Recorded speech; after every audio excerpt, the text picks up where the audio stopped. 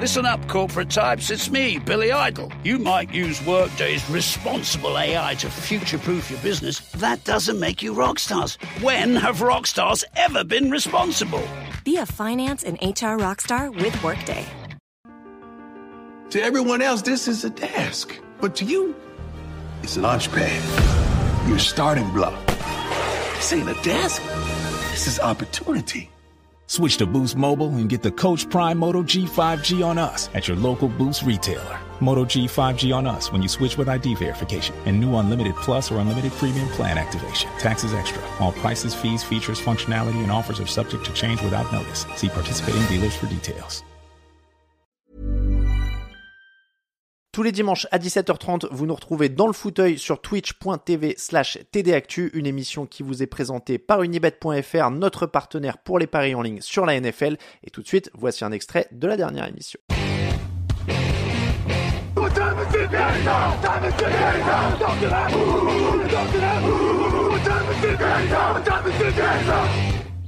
Le premier thème, ce sont les quarterbacks rookies, voilà, qui ont fait d'excellents parcours en playoffs et qui nous ont surpris, on va dire, lorsque les playoffs sont arrivés.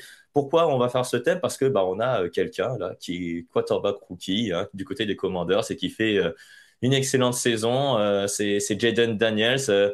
Est-ce que tu le voyais, toi, Jayden Daniels, atteindre un tel niveau et un tel stade, on va dire, avec cette équipe des Commanders surtout?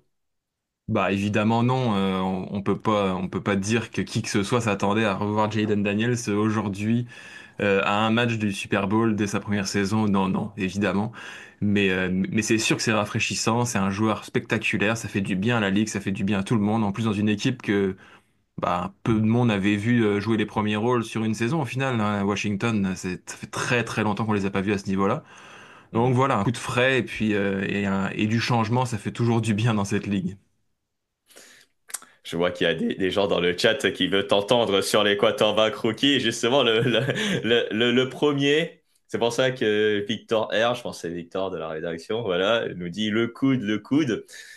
Oui, forcément, un quarterback rookie qui a été performant durant les playoffs, le premier qu'on va prendre, c'est le maillot que tu portes là, le maillot des 49ers. Je crois que c'est Fred Warner, je crois Exactement. que tu as comme maillot.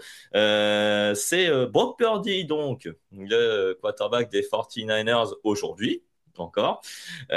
Brock Purdy, c'était Mr. Irrelevant lors de la draft 2022. Voilà, dernier choix de la draft.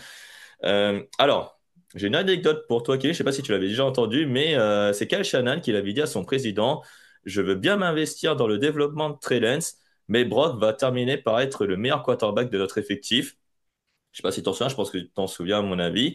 Quelle prédiction! Ouais, il avait même dit ça pendant les camps d'entraînement, alors que Brock Purdy venait d'arriver comme dernier choix de la draft et son staff l'avait un peu pris pour un grand malade d'annoncer quelque chose comme ça. Mais écoute, la suite lui a plutôt donné raison au final. Ouais, parce que le parcours de Brock Purdy, c'était pas un parcours facile lors de sa saison rookie. Il a commencé un premier match un peu compliqué, et après, il est de nouveau titulaire après les blessures de Trey Lance et de Jimmy Garoppolo. Et en tout cas, il impressionne parce qu'il fait une saison à 13 touchdowns et 4 interceptions, 5 victoires consécutives et qui amène les 49ers en playoff. Ouais, c'était un peu compliqué parce que, bon, il commence la saison en quarterback numéro 3. Finalement, les deux qui sont devant lui se blessent, Trey Lance, Jimmy Garoppolo. Il est obligé de rentrer face à des Dolphins en cours de match, jamais facile. Après, il est titularisé face aux Buccaneers de Tom Brady, où il fait un match extraordinaire. Mhm. On se rappelle encore des images de son père dans les tribunes en larmes.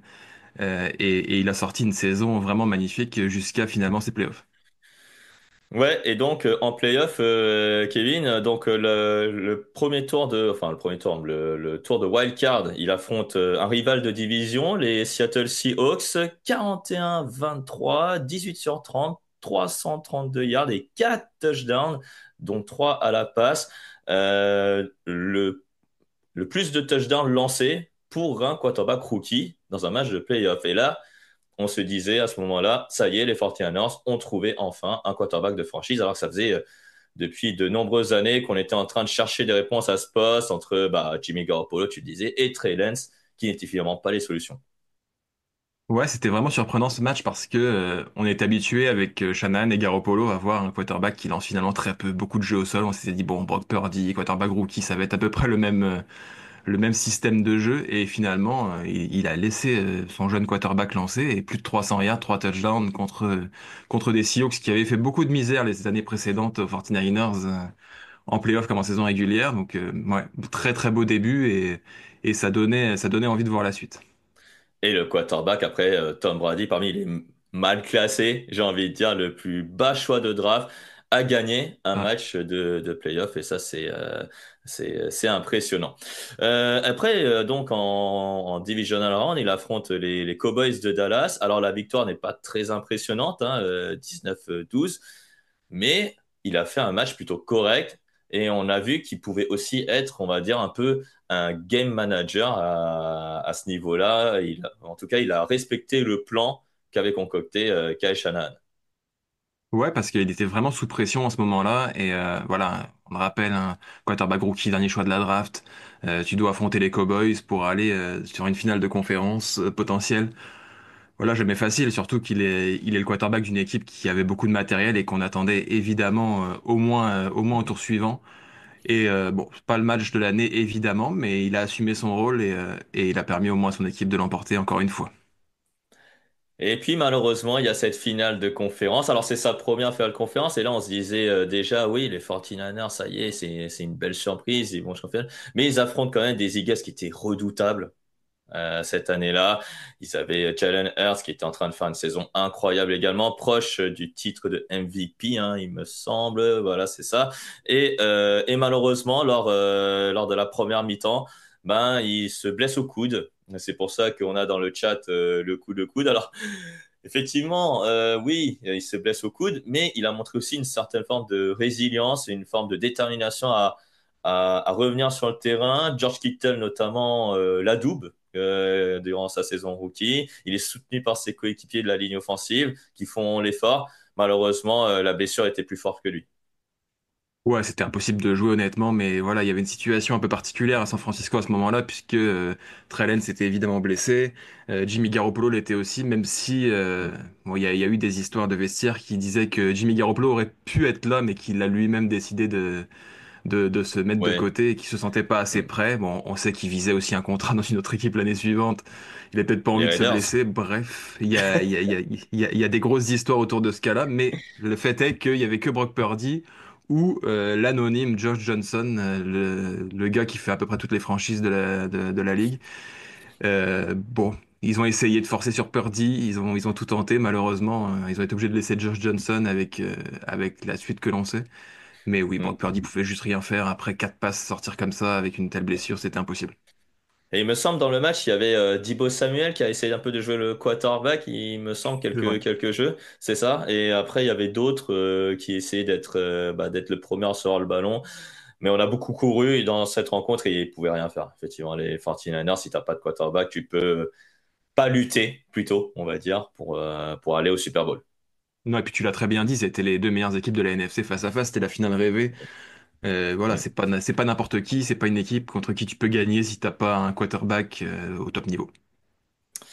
Ouais, c'est vrai que si t'as pas un quarterback de top niveau, tu peux dire un peu adieu à tes chances de Super Bowl. Heureusement, Jaden Daniels, lui, est en forme. Voilà, pour les Commanders, on verra si les Eagles s'en sortent une nouvelle fois avec un quarterback en forme. Victor, je te vois venir.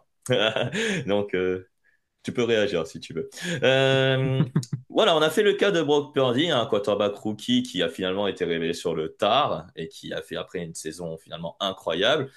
Le deuxième quarterback dont on va parler, lui, par contre, sa saison régulière était extraordinaire. On se disait, euh, pour un deuxième choix de la draft, ah bah magnifique, il redresse une franchise qui était à l'agonie pour devenir une franchise qui est pas loin des finales de conférence. Lui, on va dire, c'est un peu la nouvelle star parce qu'on a parlé de Brock Purdy un peu comme un quarterback vraiment inattendu à ce niveau-là. Bah lui, la nouvelle star, bah, c'est CJ Stroud qui, bah, déjà cette saison, bah, malheureusement, il s'est arrêté en wild card, mais la saison rookie qu'il a fait en 2023 a été impressionnante, Kevin. Ouais, vraiment un joueur très très impressionnant. Bon, c'est quand même toujours surprenant de voir de voir un quarterback rookie performer à ce point dès ses premiers matchs. Finalement, il sort un match à 384 yards de touchdown dès son deuxième match dans la ligue. Une Mhm. saison régulière formidable. On rappelle aussi que lui, c'est sa première année évidemment, mais c'était aussi la première année de son coach, Demeco Ryans, et de son coordinateur offensif, Bobby Slowick, qui a Mhm. d'ailleurs été viré cette semaine pour la petite histoire. Oui, Euh, c'est mais, ça, mais voilà, malheureusement. c'était une équipe de novices et ils ont lancé leur quarterback, ils lui ont fait confiance et ça leur a donné raison puisqu'ils ont été directement en playoff. Exactement, ils ont été directement en playoff et ils gagnent le premier match de wild card en plus, voilà pour la première de CJ Stroud en playoff. Et c'est marrant qu'on dise ça parce que CJ Stroud finalement en tant que quarterback rookie, il avait gagné déjà plus de matchs que des quarterbacks confirmés comme par exemple Justin Herbert, voilà comme d'autres quarterbacks aussi qui ont pourtant plus de matchs d'expérience que lui. Donc c'est le plus jeune quarterback à gagner un match de playoff. Donc il a 22 ans à ce moment-là. Et face aux Browns, 16 sur 21, 274 yards, 3 touchdowns, tu l'as dit, et un quarterback rating de 157,2, quasiment proche de la perfection. C'est plus qu'impressionnant là d'un coup, Kevin. Ouais, c'est assez extraordinaire face à une équipe quand même de Cleveland qui est toujours accrocheuse, une équipe que peu de monde veut croiser en playoff avec cette défense Hmm. hyper difficile à jouer. Finalement, il leur colle 45 points, il met 3 touchdowns. Voilà, l'impression de voir un vétéran qui joue son 10e match de playoff et qui a déjà gagné 3 Super Bowls était là ce jour-là. C'est ça exactement. Après, par contre, la suite, c'était un petit peu plus compliqué. C'était dans un rencontre de Divisional Round. Il affrontait les Ravens, qui étaient numéro un. 1933, 175 yards, un rating de 72,2. Les Texans perdent quand même 34-10. Là, il a été ramené à la brutale réalité. Ouais, la brutale réalité d'un rookie qui a encore beaucoup à apprendre. Voilà, c'est un peu finalement l'histoire inverse de son premier match de playoff. Les Ravens à Baltimore, c'était trop fort et il a pu que constater les gains, 175 yards, aucun touchdown. Bon, il n'a pas pu peser sur ce match. Non seulement il n'a pas pu peser sur ce match, mais après, il a appris de ce match. Malheureusement, la deuxième saison, on va dire, c'était moins impressionnant. On en attend un peu plus, on va dire, dans le futur, voilà, de la part de CJ Stroud. Tu le vois aller au moins jusqu'en finale de conférence dans les années à venir ou tu penses que son plafond a déjà été atteint avec un round de division, surtout dans cette conférence américaine qui est très très compliquée avec les Mahomes, les Brady, les Bon, Allen, ça c'est fini. peut-être les Herbert. Voilà, c'est ça, là, c'est terminé. Exactement, le lapsus quoi. Bref, est-ce que tu penses que dans cette conférence américaine, CJ Stroud va aller plus loin qu'un round de divisional round? Oui, bah, il était quand même pas si loin que ça d'obtenir la peau des Chiefs la semaine dernière. Il y a quand même beaucoup de potentiel. Il est encore très jeune. Il y a des belles cibles. Un Nico Collins qui est jeune lui aussi. Il y a du matériel dans cette équipe. Il y a un head coach qui semble se confirmer aussi. Bon, beaucoup va dépendre pour lui de qui va être son nouveau coordinateur offensif. Et Hmm. est-ce qu'ils vont trouver des solutions que Bobby Slowick n'a pas réussi à trouver cette année pour la deuxième saison, qui est toujours difficile Hmm. pour un rookie, quoi qu'il en soit. Ça va être ça qui va devoir être observé en saison 3, mais le potentiel est là et ça serait quand même surprenant de ne pas le voir aller au moins une fois en finale de conférence dans les quelques prochaines années. Oui, je pense que tu as raison. À mon avis, il y a des circonstances qui font que Bobby Slovic ne peut pas faire plus. Donc, en fait, je pense qu'il doit avoir un nouveau discours. Plus tôt ça va être, mieux ce sera, probablement, pour l'avenir. Mm. On verra bien, en tout cas, pour CJ Stroud. Par contre, si le nouveau coordinateur offensif ne le fait pas progresser, c'est dommage d'avoir perdu un an, malheureusement, à chercher un coordinateur offensif pour DeMeco Ryans et son staff. Voilà pour la nouvelle star, CJ Stroud. Maintenant, on va parler d'un joueur. Je je sais pas pourquoi ça me fait rigoler de parler de ce joueur. Ça fait rire peut-être aussi tous les membres de la rédaction qui sont à TD Actu parce que nous, en fait, cette catégorie, Kevin, on l'a baptisé l'intrus. En fait, pourquoi on l'a baptisé l'intrus, cette catégorie, pour parler de ce joueur? Bah parce que c'est pas forcément un joueur qu'on a l'habitude de placer dans des catégories très positives en fait. Il y a il a beaucoup de place dans certains bêtisiers de la NFL et sur YouTube, si tu veux mon avis. Ouais, et parmi le bêtisier NFL, il y a ce célèbre Bud Fumble. Et pourtant, le quarterback, sans doute, vous l'avez reconnu, Mark Sanchez, donc l'ancien quarterback des des Jets de New York, qui a 38 ans aujourd'hui. Il est pas si vieux, on va dire, hein. Pour vous dire, j'ai 4 ans de moins que lui, voilà seulement. Donc voilà. Mark Sanchez, donc il avait Rex Ryan en tant qu'entraîneur. Et sa saison rookie, il a quand même 8 victoires, 7 défaites. Voilà, en 15 matchs commencés. 12 touchdowns, 20 interceptions. Voilà. Et ça, c'est très fort. Voilà, avoir un ratio négatif en saison régulière et pourtant se qualifier en playoff, Kevin. Ouais, et puis ce qui est quand même assez amusant, c'est que bon, ces stats paraissent complètement catastrophiques aujourd'hui, alors qu'à l'époque, il est quand même qualifié d'une saison rookie quasiment impressionnante, en tout cas, en tous les cas, réussie. La presse le qualifie de très réussi. Voilà, c'est le premier quarterback rookie de la ligue à ce moment-là à gagner ses 3 premières titularisations. Seulement le deuxième a gagné ses 2 premiers matchs de playoff. Donc Ah, voilà, ouais. la presse titre que Mark Sanchez a réalisé une saison rookie fabuleuse, alors qu'aujourd'hui, elle serait qualifiée de désastreuse. Même un Caleb Williams, aujourd'hui, qui est très critiqué, a fait largement mieux sur cette saison rookie. Ah, je pense que les quarterbacks rookies de cette saison ont fait mieux que Mark Sanchez durant cette saison 2009. Donc, il a été drafté cinquième choix de la draft, Mark Sanchez. Le premier quarterback depuis Chuck Pennington a été drafté par les Jets de New York. Et là, tu te dis, ouais, en playoff, face aux Bengals, ça va pas le faire, tu vois. Ça va être du pain béni pour les Bengals. Bah, que nenni, Kevin, parce que les Jets vont s'imposer 24-14. Et les stats de Mark Sanchez sur ce match, 12 sur 15, 182 yards, un seul touchdown. Mais c'est surtout le jeu au sol qui a permis aux Jets de s'imposer et une grosse défense également. Ouais, un gros jeu au sol avec Sean Green qui claque 135 yards, un touchdown. Bon, voilà, clairement, la stratégie dans ce match, c'était on donne le moins possible le ballon à Mark Sanchez, on essaie de gagner tant bien que mal, même s'il est sur le terrain. Et, euh, et bah, ça a marché avec des Bengals qui avaient une certaine tradition à cette époque-là et sur les années suivantes de faire des belles saisons régulières, mais de toujours trouver le moyen de perdre au premier tour de playoff. Bon, bah, ils ont réussi à perdre contre les Jets. La jurisprudence Carson Palmer, hein. C'est souvent ça, des saisons incroyables et des playoffs, bon, il disparaît. C'est son fantôme ou son cousin qui joue parfois, Carson Palmer. Voilà, l'ancien quarterback des Bengals, donc, et des Cardinals de l'Arizona. Bref, il s'impose 24-14.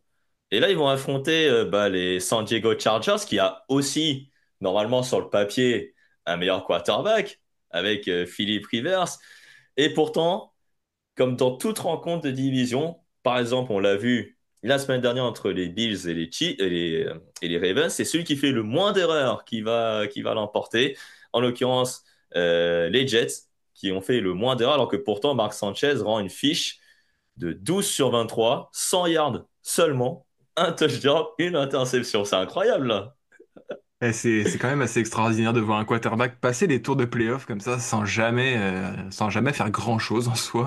Encore une fois, Sean Green au sol qui sort 128 yards d'un touchdown, une Mhm. grosse défense des Jets et ouais, tu l'as dit, les Chargers qui font plus d'erreurs et les Jets qui se trouvent encore un moyen de passer un tour. Mhm. Ouais, c'est assez amusant aujourd'hui de voir les stats de Mark Sanchez et de voir que les Jets ont quand même passé les tours. Je vois que Philippe Rivers, il a mis un touchdown à la passe et aussi un touchdown à la course. Voilà, un yard, bon, ça va. Mais franchement, cette année-là, on pensait, ouais, les Chargers, ça y est, ils vont enfin aller au Super Bowl. Philippe Rivers a sorti une saison incroyable en plus cette année-là, 2009, proche, il me semble, du titre de MVP de la saison. Et là, il se heurte à Mark Sanchez et les Jets, quoi. Franchement, fallait vraiment le faire. Et c'est là, je pense qu'à ce moment-là, je pense qu'il ne dira pas le contraire, que les Chargers étaient taxés de losers à ce moment-là, il me semble. Ouais, ouais, ça va. Il y a des raisons à ça. Ouais, il y a beaucoup de raisons à ça. Donc, pour les Chargers, j'espère que j'ai pas vexé Raoul Villeroy, qui est un grand fan de cette franchise. Après, ils vont affronter les Colts d'Indianapolis, les Colts de Peyton Manning. Bon, là, sur le papier, Mark Sanchez contre Peyton Manning, Kevin, soyons sérieux. Les Colts vont quand même gagner ce match-là. Eh ben, ouf, c'est ce qui s'est passé. Voilà, t'imagines les Jets au Super Bowl? On s'est dit, ouais, les Jets vont aller au Super Bowl avant le match. On se dit, ils vont quand même pas le faire, les Jets, Kevin. Ouais, bon là, le boss, le shérif, a parlé quand même 377 yards, 3 touchdowns, il a mis les choses au point. Les Jets, c'est assez amusant parce qu'ils ont marqué absolument tous leurs points pendant le deuxième quart-temps. Ouais, c'est Tout le reste ça. du temps, ils ont pas marqué de points. Mark Sanchez, finalement, sort peut-être son meilleur match des playoffs avec 257 yards, 2 touchdowns, une interception, et ça C'est perd. ça. Donc, comme quoi, la recette était peut-être de laisser Mark Sanchez avec le moins possible de ballons et essayer de gagner par la défense. Ça n'a pas été le cas. Les Colts, c'était beaucoup trop fort. Ouais, les Colts aussi en défense avaient bien bloqué Sean Green. Voilà. Et Sean Green, il me semble qu'il était blessé, il me semble, là, durant ce match, si j'ai mon souvenir. Je vois 111 réceptions, 151 yards, un touchdown pour Pierre Garçon. Oh là là. Enfin, les noms les noms Ça sortis là. rajeunit pas. Ouais, c'est clair, ça rajeunit pas du tout. Et le meilleur coureur, c'était Thomas Jones. 16 courses, 42 yards pour les Jets de New York. Malheureusement, la recette n'a pas fonctionné. Les Colts étaient bien forts, alors qu'à la mi-temps, les Jets menaient Oui, 17-13. Donc, oui, oui. Ils ne marqueront plus de points après. ouais, c'est ça, exactement. Alors, Paul Hack qui nous dit Sanchez, dernier quarterback des Jets, à les emmener en playoff. Oui, Mm. oui, oui, oui, parce que Marc Sanchez va les amener une deuxième fois en playoff l'année suivante, donc en 2010. Sauf qu'après 2010, eh ben, il n'y aura plus de playoff. Voilà. Après, Pour, les emmener est peut-être un grand mot, ouais, mais voilà. c'était lui le quarterback. Voilà. C'était lui le quarterback. Et c'est Rex Ryan, en fait, l'entraîneur, le dernier entraîneur, finalement, qui les a emmenés en playoff, voilà, avant qu'ils soient limogés. Voilà. Donc, les Jets, depuis 15 ans, ils attendent une finale de conférence ou alors un Super Bowl, quoi. Et après, les Jets, heureusement, dans la décennie 2000, ils ont fait des finales de conférence. Par exemple, la seule équipe à ne pas avoir fait des finales de conférence, je ne sais pas si tu as vu en tout cas la news passée sur les finales de conférence, la seule équipe dans les années 2000 à ne pas avoir fait une finale de conférence, ce sont les Cowboys de Dallas. Voilà. Même les Jets C'est de New mal. York, même les Cleveland Browns, voilà, pour citer des équipes de losers, même les San Diego Chargers ou les Los Angeles Chargers l'ont fait. Voilà. Et les, Donc, et les Panthers ont joué à Super Bowl, comme quoi tout est possible. et les Panthers ont joué un Super Bowl, exactement, avec Cam Newton. Voilà, pour info, ça a été champion de conférence nationale. Très fort. Voilà. Les Panthers de la Caroline. Voilà donc pour les trois quarterbacks. On a oublié de mentionner deux quarterbacks rookies qui ont fait des parcours incroyables. Kevin, pour terminer sur les quarterbacks rookies, c'est d'abord Ben Roethlisberger. Voilà, en 2004. Une fiche incroyable. 15 victoires, une défaite pour les Steelers de Pittsburgh. Et ils perdent en finale de conférence face aux Patriots 41-27. Mais le parcours qu'il avait fait avec ces Pittsburgh Steelers méritait, méritait mieux quand même. Ouais, un sacré parcours porté par une défense extraordinaire hein, aussi. On en a parlé un peu avec les Jets, c'était un peu le cas, mais voilà, là aussi, une défense magnifique avec un Troy Polamalu au sommet de son art à cette époque-là. Mais oui, les choses s'arrêtent brutalement face aux Patriots. Ouais, face aux Patriots de Tom Brady, voilà, qui après, je pense, va le gagner, ce Super Bowl, il me semble. C'était dans la saison 2004. Et puis en 2008, on a Joe Flacco, drafté par les Ravens de Baltimore, et qui fait aussi une saison incroyable pour la première saison de John Harbaugh. Malheureusement, face aux Steelers de Pittsburgh, justement, dans une rencontre de division, voilà, on fait une conférence, il se fait saquer 3 fois, 3 interceptions également, dont une célèbre retournée par Troy Polamalu voilà, pour sceller la victoire. Mais le parcours aussi de Joe Flacco en playoff avec les Ravens était impressionnant. Et là, on a vu que les Ravens avaient enfin un quarterback de franchise. Oui, bah c'est vrai que c'était une belle saison. Il y reviendra un peu plus tard et cette fois il ira au bout. Mais voilà, on le sait en playoff, c'est le quarterback qui fait le moins d'erreurs et finalement c'est ce qu'on voit sur chaque cas débriefé aujourd'hui, c'est que il arrive un moment où ces quarterbacks rookies commettent beaucoup trop d'erreurs quand arrivent les très très grands matchs et c'est ce qui leur a tous coûté finalement la victoire et de pouvoir aller jouer un premier Super Bowl. On verra si Jaden Daniels y arrive. On verra si Jaden Daniels y arrive effectivement pour succéder. Non, il n'y aura jamais de quarterback rookie qui est allé au Super Bowl. Si, peut-être, j'ai plus Non. l'histoire, donc Non, c'est bien ça, ouais, voilà. Non, aucun quarterback rookie n'est jamais allé au Super Bowl. Voilà, les quarterbacks rookies, en tout cas, on espère que Jaden Daniels va faire une super saison et une super saison, super match plutôt face aux Eagles de Philadelphie. En tout cas, la saison est superbe. Et on espère qu'il va faire tomber cette équipe des Eagles de Philadelphie et être le premier rookie à aller au Super Bowl.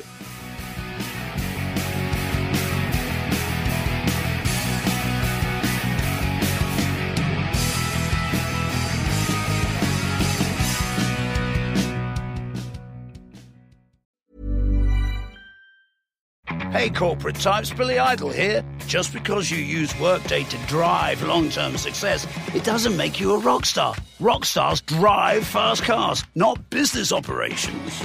Be a finance and HR rockstar with Workday. To make switching to the new Boost Mobile risk-free, we're offering a 30-day money-back guarantee. So why wouldn't you switch from Verizon or T-Mobile? Because you have nothing to lose. Boost Mobile is offering a 30-day money-back guarantee. No, I asked why wouldn't you switch from Verizon or T-Mobile? Oh. Wouldn't. Because you love wasting money as a way to punish yourself because your mother never showed you enough love as a child? Whoa. Easy there. Yeah. Applies to online activations. Requires port in and auto pay. Customers activating in stores may be charged non-refundable activation fees.